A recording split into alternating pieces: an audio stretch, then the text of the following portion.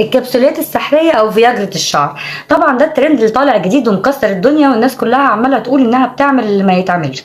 حقيقي هي ممكن تعمل ده، وممكن طبعا ما تعملش معاكي اي حاجة، سواء هي او اي حاجة تانية هتحطيها على شعرك او هتستخدميها اورال، يعني بدون ما تعرفي سبب التساقط ده ايه. في نوعين للتساقط: تساقط اللي هو في مرحلة الاناجين، وده من اعلى انواع التساقط، وفي التليجين. بدون الدخول في تفاصيل الاتنين، بس خليني اكلمك على حاجه.